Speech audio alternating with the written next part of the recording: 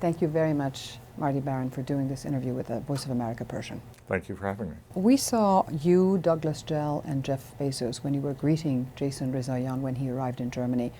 How did you feel, and what did you feel when you saw your reporter free, finally, and safe? And can I ask what you talked about? Well, it was an exceptionally emotional moment. It was something that we had been hoping for 545 days. We had an extreme consciousness of what he had gone through, a real feel for that. And we didn't know how long he was going to be there. So just seeing him in the flesh, seeing him as a free man, seeing him in the hospital, we just hugged him, said how happy we were to see him, and then we talked. We just talked for 2 hours. We let him talk about whatever he wanted to talk a little bit about his conditions, talk a bit about how he was just feeling about the torturous last day, trying to get out of Iran, to get the plane to take off, and to find his wife and his mother. So there were a lot of things to talk about, but for the most part, we didn't interview him, we just let him talk. How is he holding up now? How is he doing? And as I mentioned before, we do have seen some pictures of him in the editorial meetings here in the building of the Post. And are you going to give him some time, or you're just going to give him writing assignments right away? We're going to give him a lot of time. I think physically he's doing fine. You know, when you're in prison for 545 days, 49 days of those in solitary confinement, it's something that you have to get over. It's something, he's trying to reclaim his life right now and get a sense of what it's like to be a free man again, reintroduce himself to his wife. They were married only for a year before they were both sent to prison, and then she was later released. So they just want to spend time with each other. I think he doesn't want to be in a position, and should not be in a position, of being bombarded with questions and being bombarded with decisions and things like that. So right now he's sort of begun the process to think about what he wants to do next. We've embarked on some conversations with him about that, and we'll see where that leads. We could see that he was also very emotional yesterday when he was talking. You mentioned 545 days where Jason was in prison, and you weighed every single word you were saying during that time about the Iranian regime, because you knew how difficult, sensitive, and dangerous the situation was, and some even say that Jason was sort of a hostage inside Iran. Now that he's free, are you planning, are you thinking about going after those people in Iran who really played with the lives, dangerous games with the lives of innocent people? Well, I don't know how we would go after anybody. It's impossible for us to do that, and that's not our role. Our role was to see that our correspondent there was released because he had done nothing wrong. And that's what we ultimately achieved. It took longer than we had hoped, of course, but now he's a free man, and we'll just have to move on. In one of your interviews, you said that the captors in Iran, when Jason was in prison, when they wanted to put pressure on him, they would play games with his mind. Do you consider this a form of torture? Or could one consider this as a form of torture? I don't know. There's a legal definition of torture, an international legal definition of torture, and I don't want to get into that. I do consider it an injustice. Nobody should have their freedom taken away from them. Nobody should be taken away from his wife, from his mother, from his brother, from his entire family, taken away from his colleagues, denied his freedom. The threshold is not whether somebody was tortured. The threshold is whether somebody had his freedom or her freedom denied, and that was the case with Jason.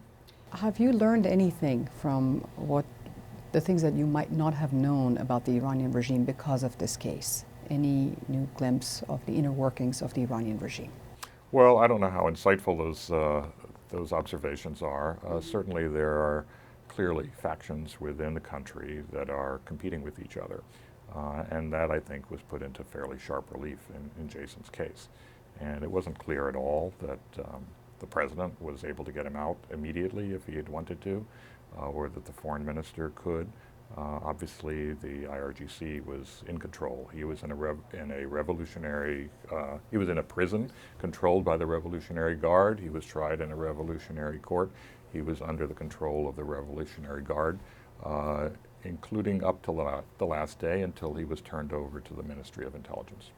In hindsight, do you think that the U.S. government could have done anything different or something more to expedite the release of Jason from prison? I know that you've said that you were not part of the negotiation, but as a close observer, you must have some kind of thoughts on this particular issue. Well, my thought is that I don't really know because we were not there. We were not observing.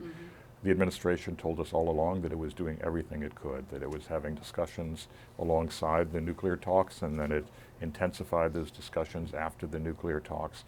And we do know that they were working seriously on this case for a very long period of time. The nuclear talks appeared to be the immediate priority, and then they were dealing with Jason's case and the cases of the other prisoners as well. I'm not in a position to judge whether they did enough, whether they could have done more, whether anything else they had done would have made any difference whatsoever. I'm grateful for the efforts that they made. Ultimately, they achieved Jason's release. Has this case in any shape or form, is this going to affect your future coverage of Iran? And you mentioned another prisoner, and I would like to quote something from him, if I may. He was released at the same time with the swap with Jason, Matthew Trevitik. He described Iran as a nation that is at war with itself. And he said foreigners can get pulled into this internal war and become, as he said, pawns in a three-dimensional chess that's occurring inside Iran. Any plans to do more investigative journalism about inside Iran, what's going on? And I want to go back to the beginning of my question. Is this case going to change the coverage that you do at the Post on what's happening inside Iran? Well, it changed it in a fundamental way. We used to have a correspondent who was situated in Iran who covered it very closely.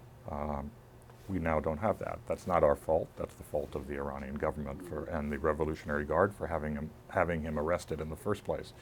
So right now we're in a position where we don't have a correspondent in Iran. Of course, this is a story that we would love to cover closely.